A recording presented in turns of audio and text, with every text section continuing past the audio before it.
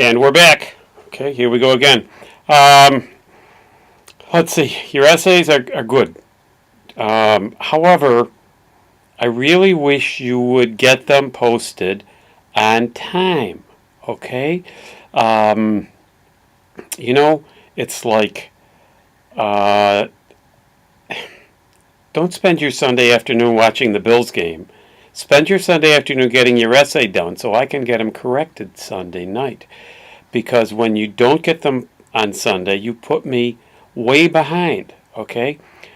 I've asked you to get me the essays on Saturday and the comments on Sunday, and half of you are doing that, and the other half aren't, and so it makes the whole process more difficult for me, okay? So, if you can't get it up there on time, then you better have a good reason why, and you better let me know what that good reason why is. Because again, you're making it more difficult for me, okay? For one course, I shouldn't have to be doing this Saturday, Sunday, Monday, Tuesday, Wednesday to get your essays corrected. If they were up there on time, I can get them corrected on Sunday, get through some of your comments Sunday, some of them on Monday, and then get your lesson posted on Tuesday, which is good for all of you. But I still have a bunch of essays that I have to get through that haven't even arrived yet, okay? So please, and today is Tuesday, please get your essays to me in a more timely manner, okay? That's what I've asked you to do from the beginning. So please do that. Okay, enough about that. The essays are good. You're explaining yourself rather well. You generally have good things to say. A few of you in your comments need to be a little bit more detailed. Some of your comments are, oh yeah, I agree with what you said. Well, that doesn't tell us anything. That's not really a comment. We need more input from you as a reader and writer, okay? It helps share the ideas with the entire class, and of course that's what we're all about, okay? So, but overall I think people are doing a great job, and I think there's a lot of sharing of ideas, a lot of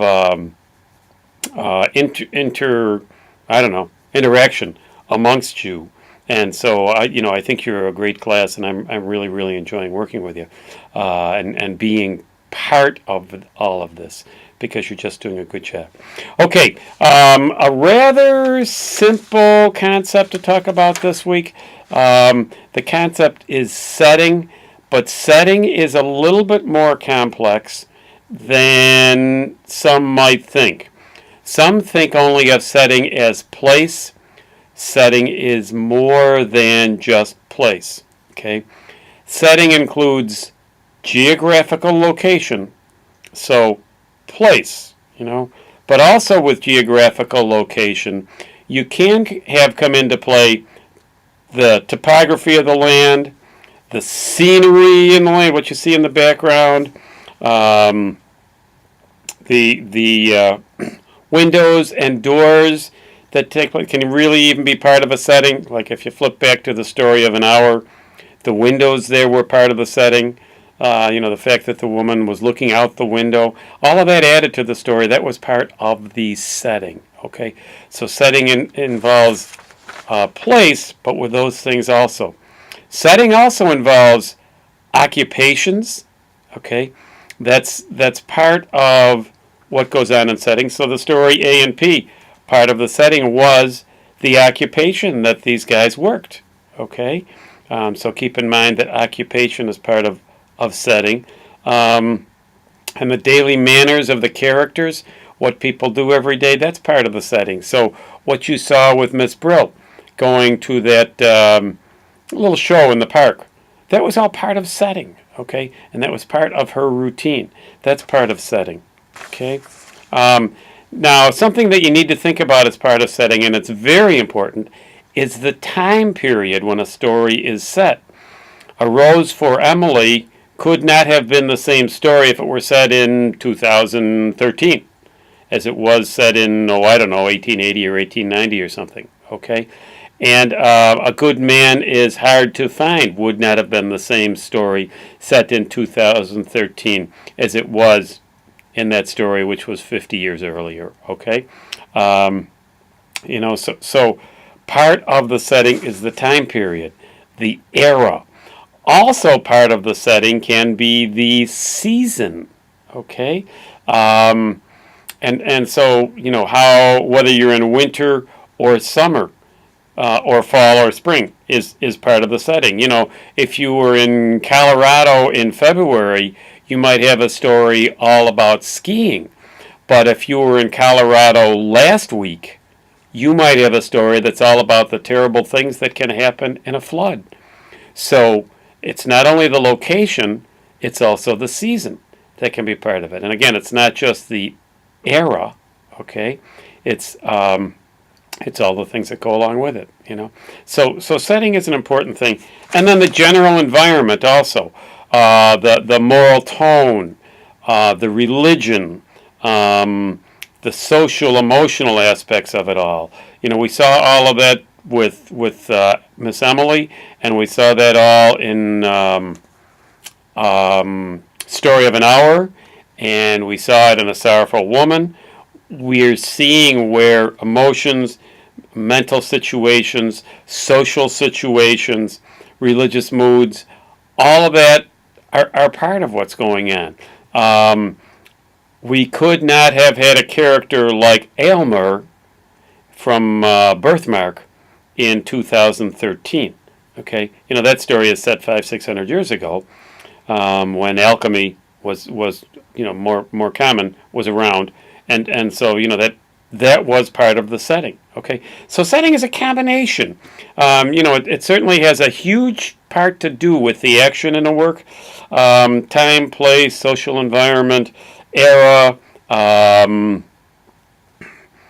morality, sense of morals. Setting can be part of a mood or atmosphere. It kind of helps set the scene for what's going to happen. So all of that is part of setting. Okay, so in the stories that we read this week, look carefully at the setting and think about the role that setting plays in these stories. Okay, we'll talk about a story that's set in the Yukon. Okay, setting is pretty important there, and you can go about explaining why, and the era, the season, all of that goes along with it. Okay, and we'll also talk about a story that is set in the town where the shot was fired that killed the Archduke Ferdinand, and that was the match that started the fire for World War I. Sarajevo, that's where that took place. Okay, so the setting is important, the morality and the characters is important. There's a lot of parts of the setting that really have a lot to do with it. So anyway, think carefully about setting this week. The two stories that I really want you to look carefully at are To Build a Fire by Jack London, famous story, you may well have read it before. Setting is really important in that story. And INDAFF, INDAFF, which means inordinate affection. And the sub-name for it that goes along with it is Out of Love in Sarajevo. Okay? So those are the two stories that I want you to comment on.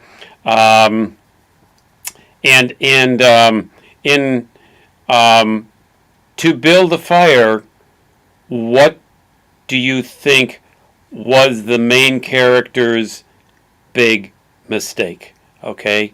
You tell me that one. Email me that, again, to georgec4@aol.com or chernowskig@trocaire.edu. Please do not just post it on Moodle. Okay? Have a good week. Keep up the good work.